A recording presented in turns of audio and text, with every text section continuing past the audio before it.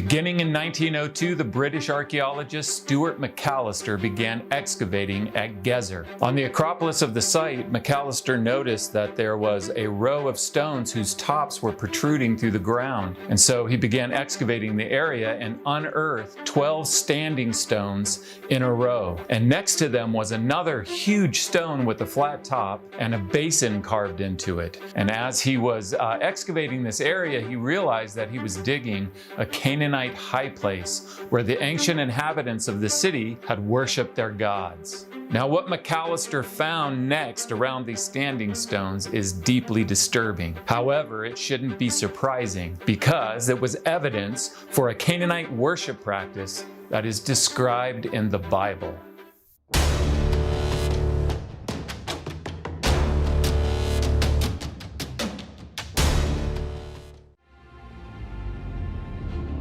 The city of Gezer is mentioned in the Bible several times and is located in Israel between Tel Aviv and Jerusalem.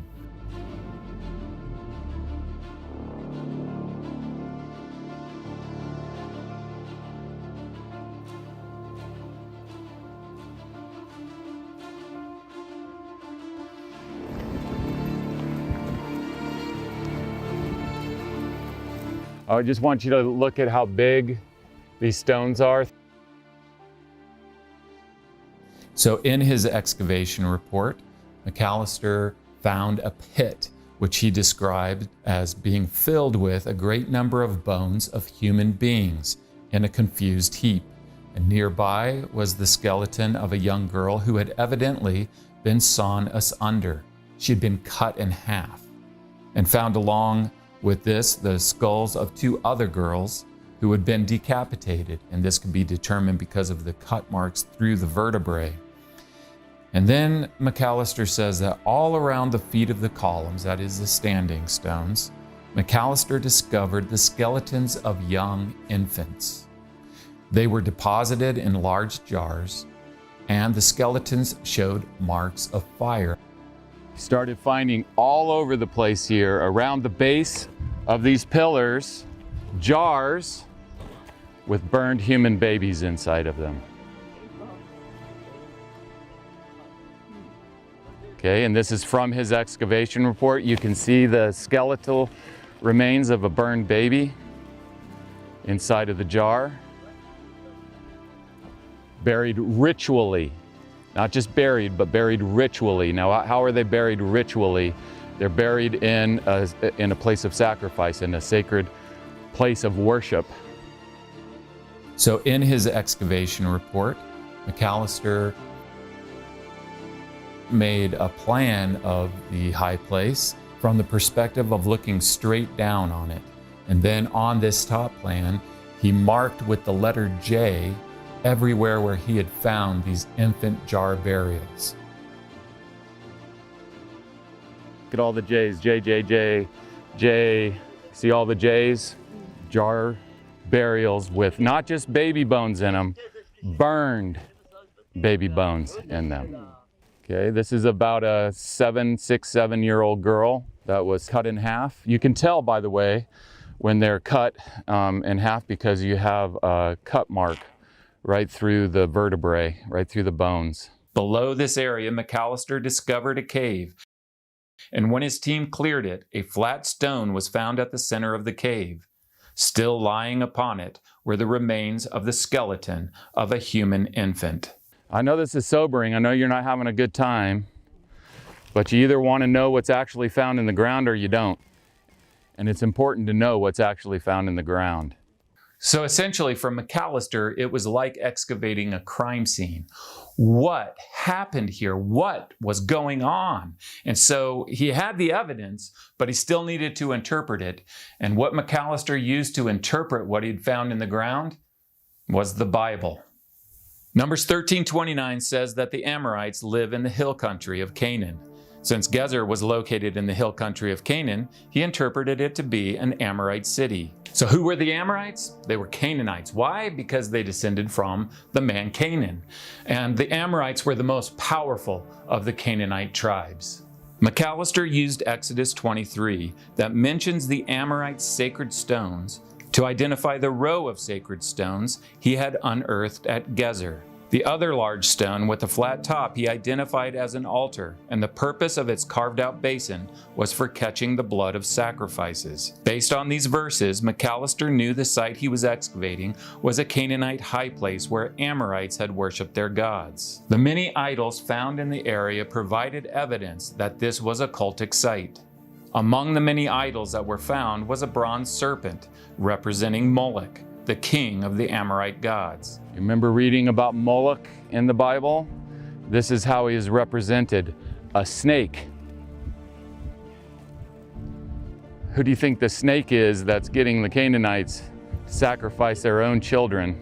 In Deuteronomy 12:31, the Lord says to the Israelites, "You must not worship the Lord your God in their way, because in worshiping their gods, they do all kinds of detestable things the Lord hates. They even burn their sons and daughters in the fire as sacrifices to their gods." Using this verse and others like it, McAllister labeled the picture of the remains of a burned human baby as a sacrificed infant buried in a jar. The severed human remains he also interpreted as evidence for child sacrifice. What was the crime?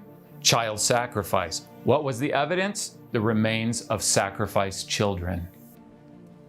Think about it. What other explanation is there for burned babies in a jar around standing stones? So it's important to point out that McAllister wasn't interpreting these finds in some bizarre way.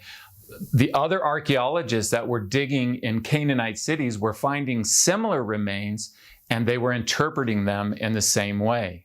Just to give one brief example, Kathleen Kenyon was excavating in the 1950s in the Amorite city of Jericho. And in her book, Digging Up Jericho, she wrote, "There is an unpleasant suggestion of infant sacrifice. Besides one complete infant burial, a collection of infant skulls with the neck vertebrae attached, showing that the heads were cut off and not merely collected from burials."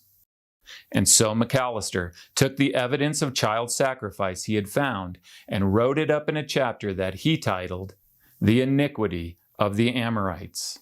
It's interesting in these early days how McAllister goes a step further, and he not only uses the Bible to interpret the evidence that he finds in the ground, but he also uses it theologically to identify this is evidence for iniquity. This is evidence for sin. Why did McAllister call this child sacrifice sin? Because the Bible called it sin. Why is it sin? Because the Lord hates this practice, and it's against his law. When God gave his law to his people Israel, it was against the law to sacrifice their children. In Leviticus 18:21, God commands Israel, "Do not give any of your children to be sacrificed to Moloch." Leviticus 20 verse 2 states, "Any Israelite or any foreigner residing in Israel who sacrifices any of his children to Moloch is to be put to death." Child sacrifice is sin because it is against God's law, and the penalty for committing this sin was death. So God in the Bible is accusing the Amorites of committing this great evil of child sacrifice. And the archaeological evidence bears out the reality that indeed the Canaanites did practice this evil and were guilty. Now, some might argue, well, the Canaanites weren't treated fairly because they didn't have God's law. God didn't give them his law. However, God has created all people to know in their hearts whether something like a practice of sacrificing children is good or evil. And it's clearly, we all know in our hearts, our conscience-bearing witness, that it is an evil practice. So everyone is without excuse. Because the number one argument against the Old Testament is what? God is mean. God is mean. No, God is just. If he's not just, he's not God. And where is justice going to be for these babies that are burned and for these children that are sacrificed? So many people go to Gezer, they picnic there, they visit there, they hike, they bike, and they're going along and they look and they see these 12 standing stones in a row, and they see this basin cut into this rock, and they're like, what on earth is this place? And so there's a information sign up on the top of the hill overlooking the site. And so many of them go over to get an explanation of the site from this sign. The sign says, scholars believe the temple served as a venue where alliances between tribes or city-states were forged or renewed. The 10 monoliths may have symbolized the city of Gezer and 9 allied cities in its vicinity. The basin may have served as a container for a blood libation poured during an alliance ceremony. So obviously this interpretation is very different from the original interpretation that was given by the archaeologists that excavated the site. Where is all the evidence? Where's the mention of the burned babies in jars? Where's the mention of the severed vertebrae of these children that had been cut in half and beheaded? What essentially has happened is they've removed the crime from the crime scene, therefore making it not a crime scene at all. It's very different if God calls for the complete destruction of a people who are just making an alliance with each other than if he's calling for their destruction because they're murdering innocent children. Oh man, I try to imagine today what it would be like if somebody today wrote in an excavation report that this is evidence for the iniquity of the Amorites. I mean, that would be off the scales politically incorrect. However, it is the right interpretation. That is the practice that was going on at the high place of Gezer, and the Bible was the right tool to use to bring out that understanding. And so what has changed over the years? The Bible hasn't changed. The evidence in the ground that was found hasn't changed.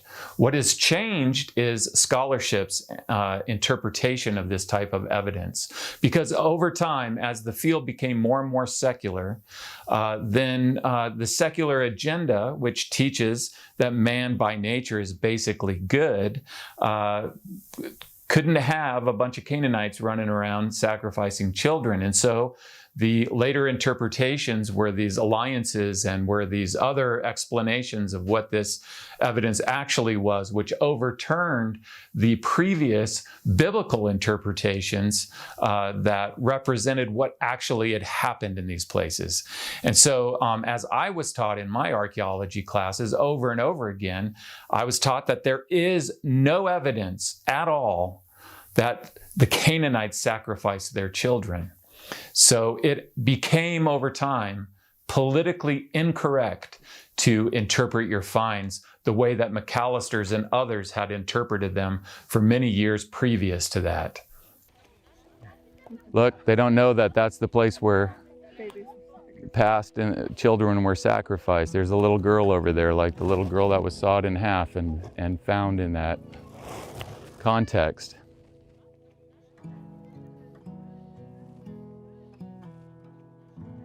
If only it was just all about the Amorites.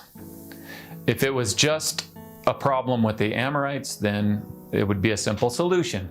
You get rid of the Amorites, you get rid of the problem. However, the problem is universal across all humankind. If you think about modern nations, they also practice evil. They also sacrifice their own children through the practice of abortion. We're Americans, right? Let me ask you a serious question. Is America going to stand in the final judgment and judge the Canaanites for their sin? Is America going to be innocent of the shedding of the blood of the innocent? Do you see how real the problem is? That the nature of man truly is evil all the time. That the problem really is sin. And because the problem is so real, we so desperately need a real solution.